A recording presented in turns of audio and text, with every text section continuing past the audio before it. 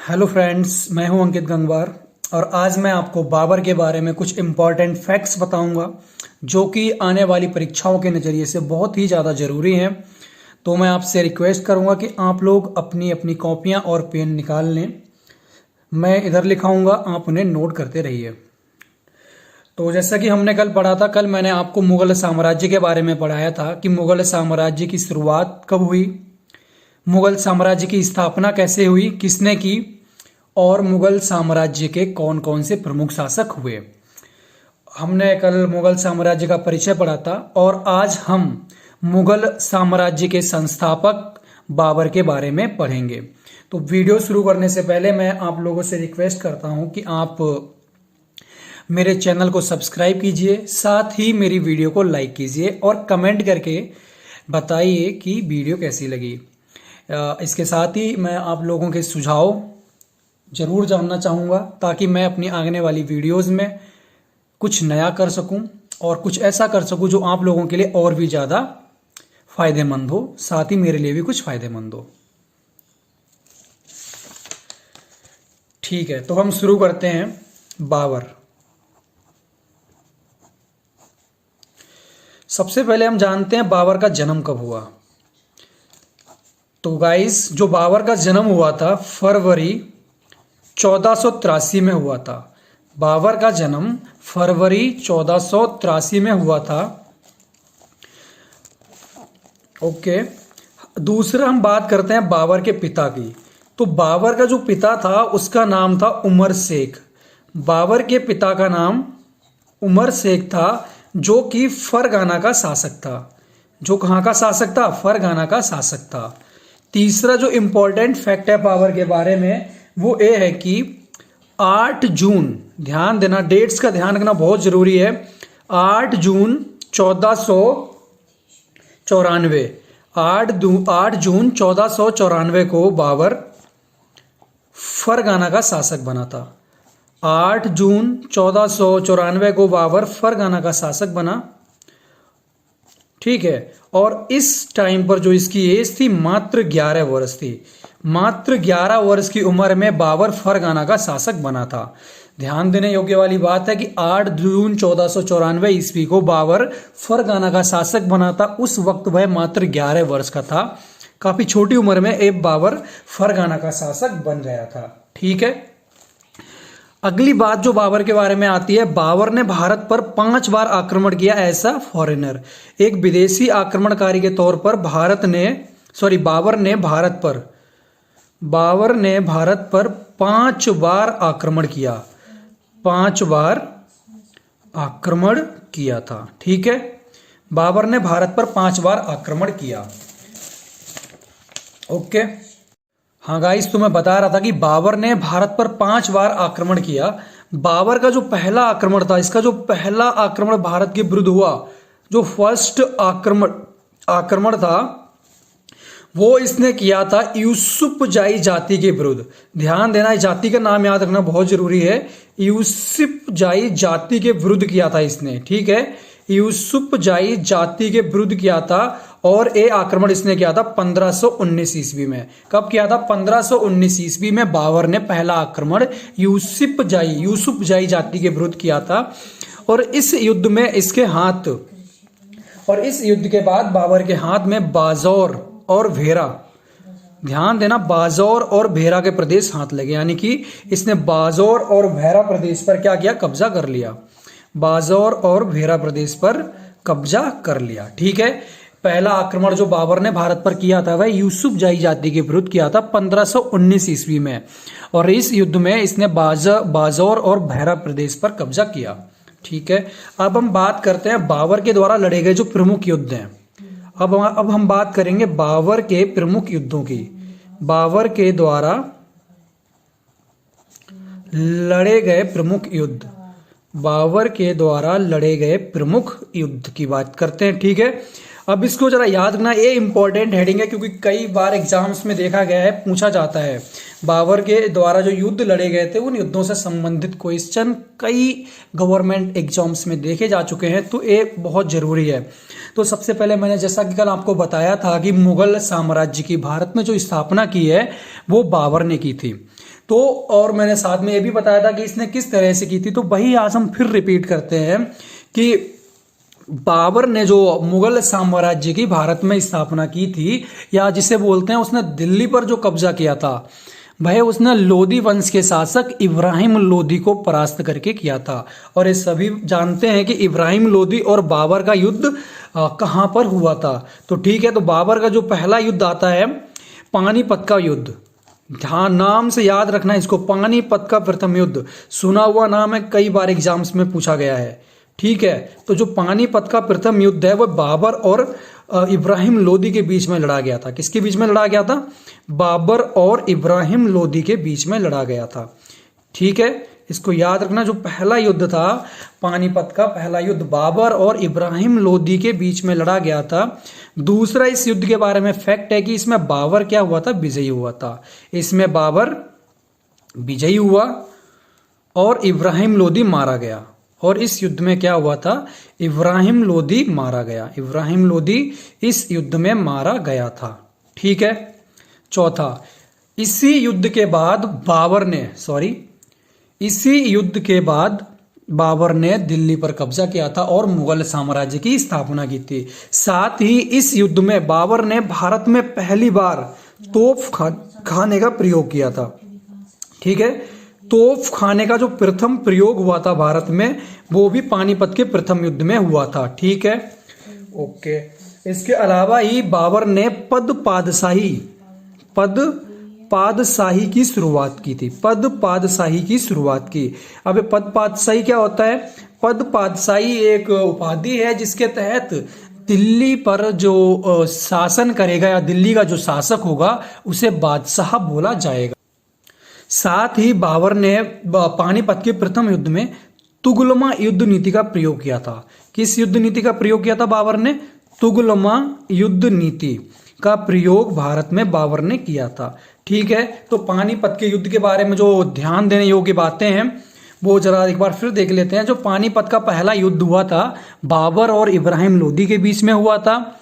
इस युद्ध में बाबर की विजय हुई थी और इब्राहिम लोदी युद्ध में ही मारा गया था। ठीक है, साथ में इस युद्ध के बाद बाबर ने भारत में मुगल साम्राज्य की स्थापना की। ये जो इब्राहिम लोदी है, लोदी वंश का अंतिम शासक था। और लोदी वंश जिसकी स्थापना किसने की थी? बहलोल लोदी ने की थी। ठीक है, अच्छा बात करते हैं बाबर की। तो बाबर ने क्या किया था? इस युद्ध में, पानीपत के प्रथम युद्ध में तुगलमा युद्ध नीति का प्रयोग किया था। तुगलमा युद्ध नीति का प्रयोग किया। साथ ही तोप खाने का पहली बार प्रयोग भी भारत में बाबर ने इसी युद्ध में किया था। और बाबर ने जब दिल्ली पर मुगल साम्राज्य की स्थापना की, साथ में उसने पद पादशाही शब्द का भी प्रयोग किया, जिसका अर्थ था कि दिल्ली पर जो नया शासक बनेगा वह क्या कहलाएगा? बादशाह कहा जाएगा, उसे बादशाह कहा जाएगा। अब हम बात करते हैं बाबर के द्वारा लड़े गए द्वितीय युद्ध की। बाबर ने जो दूसरा युद्ध लड़ा था वह खानवा का युद्ध लड़ा था। वह कौन सा युद्ध लड़ा था? खानवा का युद्ध। एक मिनट, पानीपत के युद्ध के बारे में प्रमुख चीज बताना भूल गया। सातवां, ये युद्ध किस वर्ष हुआ था? जो पानीपत का पहला युद्ध था वह 21 अप्रैल को 1526 में 1526 ईस्वी में 21 अप्रैल 1526 ईस्वी को 21 अप्रैल 1526 ईस्वी को लड़ा गया था। 21 अप्रैल 1526 ईस्वी को लड़ा गया था। ठीक है, एक इंपॉर्टेंट था जो मैं। अब बात करते हैं खानवा के युद्ध की। तो जो खानवा का युद्ध था, सबसे पहली बात करते हैं कि हुआ कब था। जो खानवा का युद्ध है वह 17 मार्च 1527 ईस्वी को हुआ था। कब हुआ था? खानवा का जो युद्ध है 17 मार्च 1527 ईस्वी को हुआ।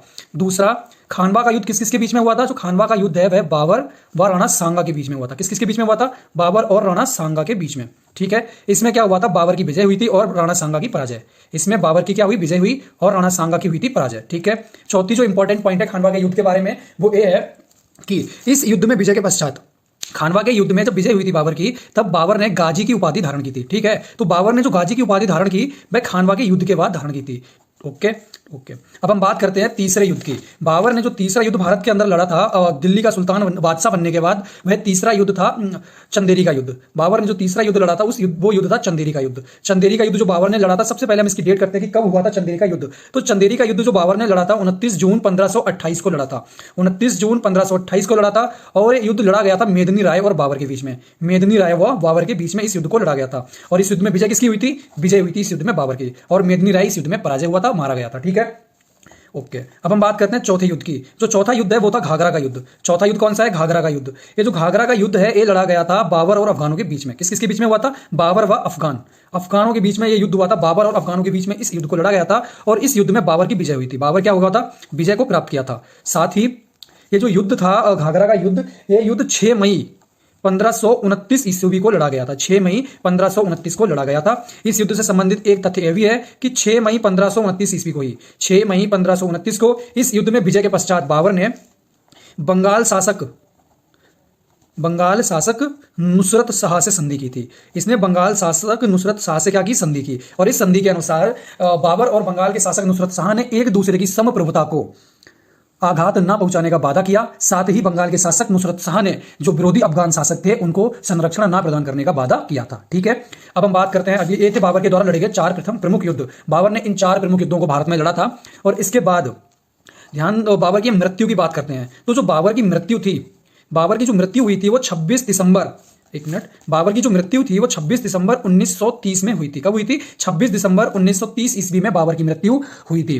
बाबर की मृत्यु 26 दिसंबर 1930 में आगरा में हुई थी। कहां हुई थी? आगरा में हुई थी। और इसका जो शव था, सबसे पहले उसे आराम बाग में दफनाया गया था। इसके शव को सबसे पहले आराम बाग में दफनाया गया और तत्पश्चात बाद में इसका जो शव था उसे वहां से ले जाया गया काबुल में, और उसके द्वारा जो चुना गया स्थान था वहां पर इसके शव को दफनाया गया था। ठीक है, ओके। अभी हम बात करते हैं बाबर से जुड़े हुए कुछ अन्य तथ्यों की। बाबर से जुड़े कुछ अन्य तथ्य। ठीक है, बाबर से जुड़े कुछ अन्य तथ्य, और ये तथ्य बहुत इंपॉर्टेंट हैं।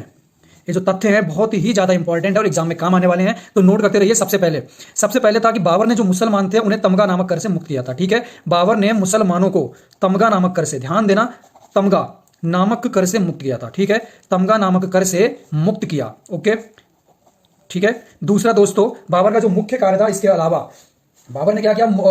जो मुसलमान थे उन्हें तमगा नामक कर से मुक्त किया था। ठीक है, दूसरा जो बाबर के बारे में जुड़ा तथ्य है वो ये है कि बाबर ने क्या किया था?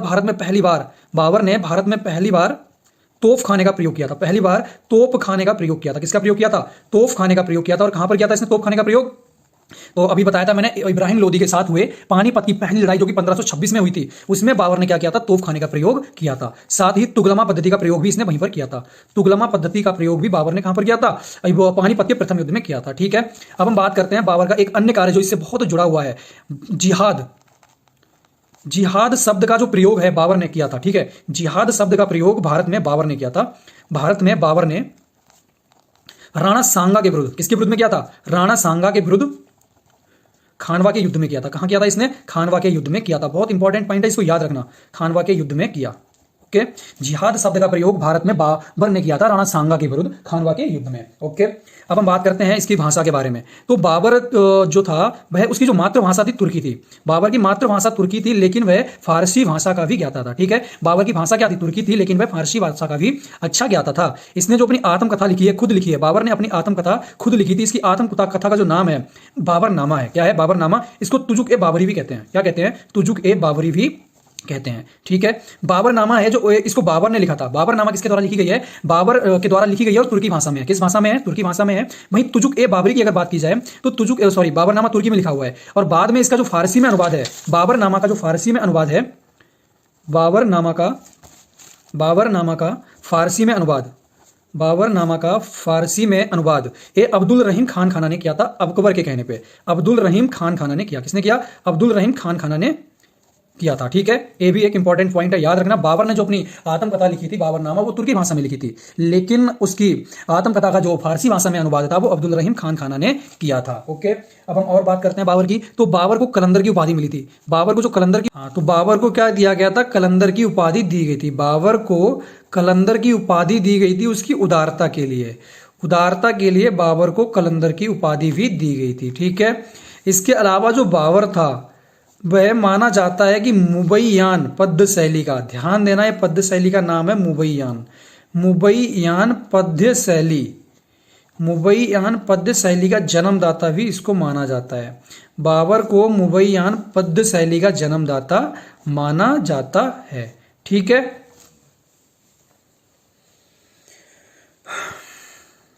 और आखिरी पॉइंट बाबर के बारे में, बाबर का जो उत्तराधिकारी था वह कौन था? हुमायूं हुआ।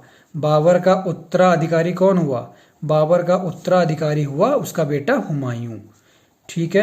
यहां पर एक चीज और आती है, बाबर के टोटल 5 बेटे थे। बाबर के टोटल 5 बेटे थे, जिसमें इसका जो उत्तराधिकारी हुआ हुमायूं हुआ। हुमायूं के बारे में कल हम पढ़ेंगे इसी टाइम पर, इसी क्लास में हम मिलेंगे कल फिर, और बाबर के बारे में पढ़ेंगे। सॉरी, बाबर के बेटे बाबर के उत्तराधिकारी हुमायूं बादशाह के बारे में कल हम पढ़ेंगे। उसके द्वारा किए गए कार्य, वह बादशाह कब बना और उसने कौन कौन से युद्ध लड़े, और उससे जुड़े हुए जो भी इंपॉर्टेंट फैक्ट्स हमारे परीक्षा के नजरिए से होंगे हम उन्हें पढ़ेंगे, और टॉपिक वाइज टॉपिक हम सारे क्लियर करते चलेंगे। ठीक है। तो साथ में गाइज मैं आप लोगों से एक बार फिर रिक्वेस्ट करूंगा कि आप मेरी वीडियोस को लाइक कीजिए, मेरे चैनल को सब्सक्राइब कीजिए, साथ ही कमेंट करके बताइए कि आपको वीडियो कैसी लगी, और इसे अपने दोस्तों के साथ भी शेयर कीजिए ताकि और लोग भी हमारे साथ जुड़ सकें। और मैं कोशिश करूंगा जल्द से जल्द कि वीडियोस की क्वालिटी कुछ अच्छी की जाए, और